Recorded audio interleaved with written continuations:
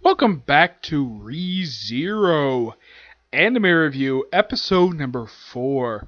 This reviewing episodes 12 of the 15. Now, these episodes adapt 2 books. Yeah, I thought this was quite strange, too, where it takes 2 episodes to adapt a book that's, well, over 200 pages long. I would think, though, that they would stretch this out a little bit, but no, it had to be 2 frickin' episodes for some reason. Yeah, book 4 was adapted for episodes 12 and 13, and 14 and 15 was book 5. So I'm thinking, this is actually quite strange that they did this. And as far as I know, this is the only time I've ever seen this happen when it comes to adaptation of a light novel series. Like for a particular book for episodes, usually a lot of the time, the ones I've seen, the usual the lowest they go is maybe 3 episodes, not 2. Yes, I'm not kidding about this. Yeah, so what happened in this episode? So, Subaru, Emily, his love interest, and Rem, along with Roswell, travel to the capital. Now, is there a new character who's to make a debut in these episodes? Yes, one, of course, they kind of cut a lot of stuff for him from the books in the episodes that he appears in. We see a debut of the other 3 royal candidates. One, his name is Anastasia. There's Crocus. Anastasia is also head of an actual company. Crockett is basically like Roz will have her own domain. There is Patrona, I think her name is. She's a woman basically dresses in red, and her knight is a guy wearing looks like a bandit wearing a knight's helmet. And of course, you have Emily, who's part of them. And the 5th candidate is Velt, wearing a dress attire. At first, she withdraws until Old Man Ram is threatened, when he attempts to sort of rescue her. And he says, okay, I'll do it. I'll go back into the process of this ritual and free him, his family. When I become king, I'm going to destroy this country. When I'm going to rule it. Yeah, that's simply put. And why is Subaru here? To get treatment for his wound from the previous arc, which makes sense. And at first he's told to stay with Rem, but he kind of breaks the promise, so he also runs into Julius. Yes, he makes his debut in these episodes.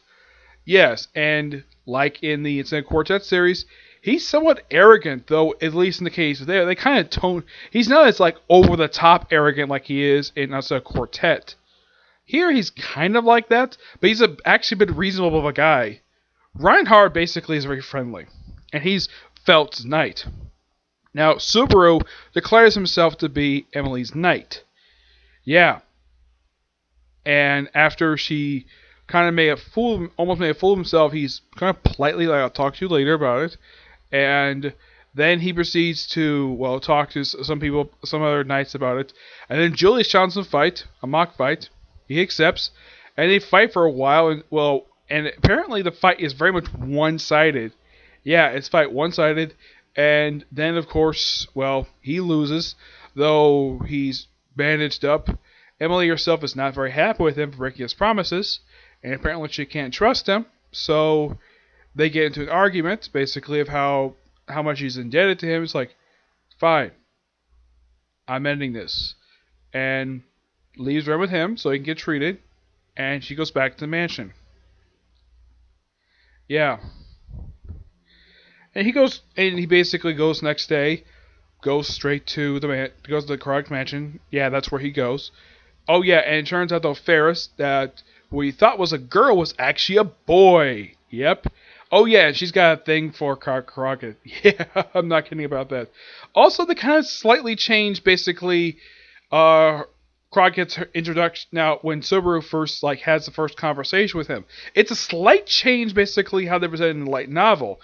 In the book, basically he politely introduced himself to him. In the episode, he just gives him tea, and they have a very polite conversation. Okay, but still, even though it's slightly different how presented in the light novel, at least it proceeds the same effect. They have a pretty decent conversation, and here's the thing. Apparently, he prepared a very special tea that Ram basically be unhappy. He prepared this expensive tea for a guest, and they proceed to chat for a while. This, of course, before they go to the royal capital. Yeah, Of course, he has no idea what the heck is going on. He, of course, wants to know everything. Because he basically needs to know type of guy. That's what I can tell for him. And of course, he trains with Warham. I think it's the guy's name. Yeah. And apparently Karga is like, apparently she along with everybody else, but all the rest of the ladies get marriage proposals frequently. She has to turn them down. So they proceed to train for a while, and then she has a conversation with Subaru, and Subaru politely tells her, like, I'm too young to drink that stuff. He's like, okay, you can drink water. And they proceed to have a very polite conversation. Now, is this in the book? Yes, I think they changed some words, but mostly it's a pretty tactful conversation. And then he proceeds to have another training session with Wilhelm, which apparently he says he abandoned his purpose. I'm like, really? How? What exactly changed for him? And the only reason Wilhelm trusts initially to train him because he's seen death firsthand. You can tell by his eyes. As for why he thought he abandoned his training after having a conversation with his master, that actually is never explained here. Not that I can think of, no. And he says, okay, I'm done. Let's call it a day. And then, of course, Rem gets a message from her sister that something odd is happening in the Roswell realm. Roswell himself is not there because he's traveling. So they go there and they arrive by the nearby village. Of course, he has to politely leave, and of course, she tells them. Now, this particular conversation is intact from the book, that if you leave, you're declared an enemy. And you break the contract. But he has to go. So, he goes to the mansion, and apparently he gets to the village when he frequented in the previous arc, and the entire village has been massacred. Who did this? Well, it's not named until a little bit later, but it's the witches' cult. Yeah, they're the one responsible for this. And he gets to the mansion, and he sees Rem's body, because Rem apparently went ahead of him to deal with the witches' cult when he said to stay in. And she also proceeded to heal up the rest of his gate. Of course, Ferris basically healed up too. Now, it's a slight wording change here. Basically, with Rem, it's more personal, and he feels more comfortable with her than with Ferris doing it. Though I thought it was quite hilarious that while Ferris was healing his gate, apparently Rem thought it a good idea to bury Subaru's face in her chest. I thought that was hilarious. Yeah. And he gets to the mansion, and he sees Rem dead, and he sees Ram dead with Petra. She's one of the girls in the village. And sees somebody, don't know who this is. This is actually literally be Ty Peppercorn's character. Yeah, Ty Peppercorn's in this series, voicing a guy named Portuguese. I'm not kidding. Yeah, he did appear in Etsu Quartet for like one episode. Yeah, this set of episodes is his debut appearance. Yeah, you know it's him because of the green hand, because of the chalk, because of the hands. Yeah, though his face is not shown. And he goes inside, he sees like this flower, he sees a rose, but apparently he doesn't see Emily. Yeah, I thought that was kind of weird. Like, okay, where the heck is she? It's implied she's dead, but they never show her body. And this happens both times. And he goes down to the basement, and he sees to try to open up a door, and the place is like cold, and apparently his fingers get froze off, and then his leg gets broken by ice, and then he falls apart due to the crystal, and then he wakes up right in front of Patrick Stalt's character, David Wade's character. Yeah, it's Patrick Stalt's character. Yeah, just like the way it was with the first arc of the series, well, with the first set of episodes from the first book. Yeah, he wakes up here. And he is...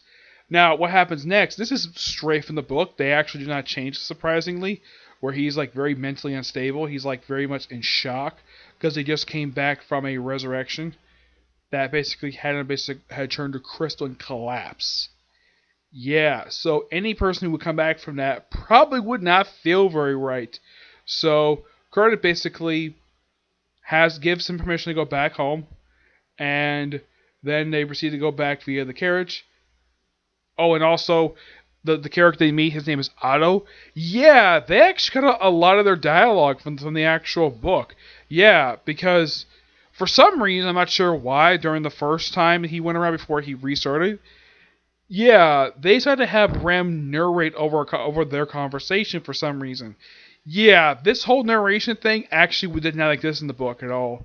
Why they decided to trim out a lot of Otto's, let's just say, role in book 4, book 5, it's completely unknown of why this was.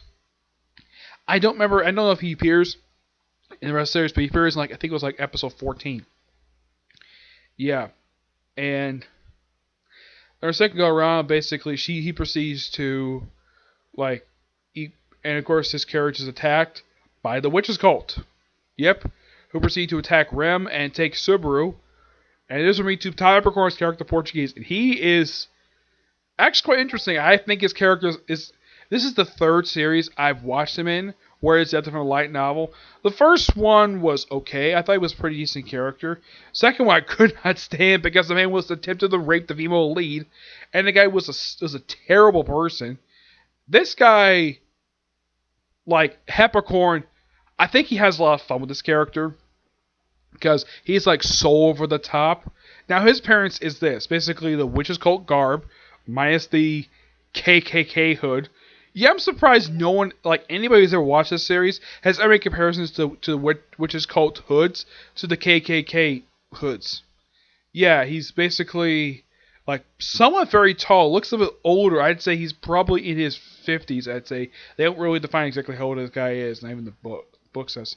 Yeah, he's got chalk white skin, green hair, and his eyes kind of look like they're basically very bulging, and they almost could look like they could fall off his skull. And his fingernails are painted black. At one point, he does something absolutely disgusting. He licks Subaru's face right over his eyeball. And Subaru feels almost nothing because he's basically in shock. Like a lot of this, he's basically in shock. And then, of course, Rem comes to rescue him. And then, well, Portuguese basically has his almost struggle with his own power and breaking all of her limbs. Like, of course, she proceeds to crawl. And lucky enough, Subaru, now the chain's not long enough to basically cover with his hands, he proceeds to grab her top of her outfit with his teeth and pull her close to her. And they actually do cut out a slight line here. You see, in this version, she actually confesses that she loves Subaru. And for some reason, they actually don't have her say that for some reason. I don't know if they say that in the sub for this, but in the book, basically, this is the first time she confesses that she's actually in love with him. She does a little bit later in book 7 from the one I've read so far for it, but I'll get to book 7 when I talk about that scene. When I talk about episode 19. Then he frees himself somehow. Of course, he's a lot of times screaming, and he proceeds to walk back to the mansion, and he sees Ram dead again, and does not go in the mansion because Puck. Yeah, this is Puck doing this. Somehow it's implied Emily died again, though this time he turned to a gigantic creature who proceeds to freeze his body and chop off his head. Wow. Okay. And of course he restarts right back with the Patrick Salt's character, the apple seller guy. Yep. Now, the first time he encounters him here, he gives Petro basically, who never had an apple before, she basically first time I said her man, so that's how she was able to get in. Yep, and he of course doesn't do much of anything here. Of course, when Subaru sees Rem, he basically gives her, like, first he gives her a hug, and of course he also basically holds her hand.